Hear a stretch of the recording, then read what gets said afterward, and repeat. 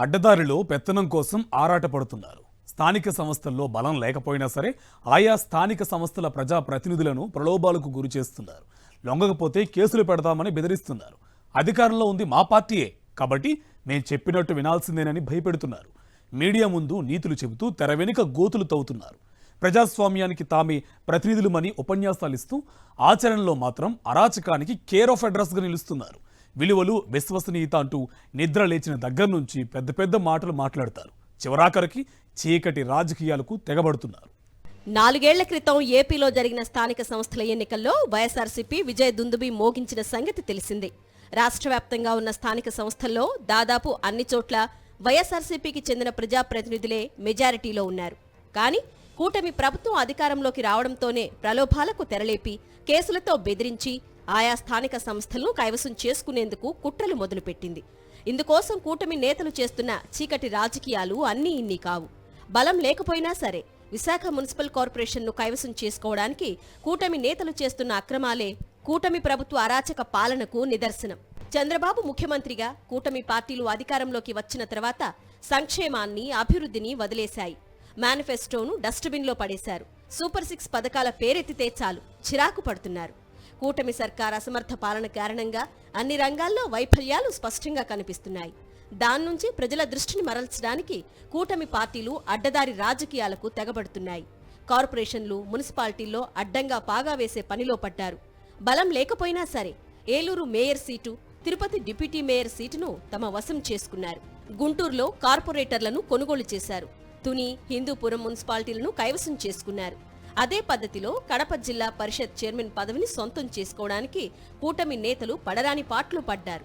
అయితే ఇక్కడ తమ పప్పులు ఉడకవని, అడ్డదారి రాజకీయాలు, కుట్రలు పనిచేయవని అనుకున్న తర్వాత వైఎస్ఆర్ జిల్లా పరిషత్ చైర్మన్ పదవిని దక్కించుకోవటం కష్టమని భావించి తాజాగా చేతులెత్తేశారు.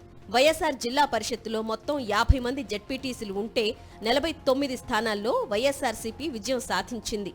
అప్పట్లో జెడ్పీ చైర్మన్ గా ఆకేపాటి అమర్నాథ్ రెడ్డి ఎన్నిక కాగా ఆయన ఎమ్మెల్యేగా పోటీ చేయడంతో ఆ స్థానం ఖాళీ అయింది.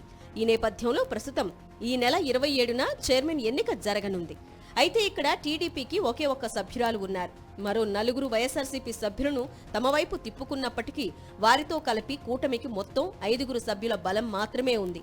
ఈ నేపథ్యంలో వైఎస్ఆర్ జిల్లా పరిషత్ చైర్మన్ పదవిలో పాగా వేయడం అసాధ్యమని టీడీపీ నేతలకు తెలిసిపోయింది. అత్యధిక భాగం వైఎస్ఆర్సీపీ సభ్యులు కూటమి ప్రలోభాలకు లొంగలేదు.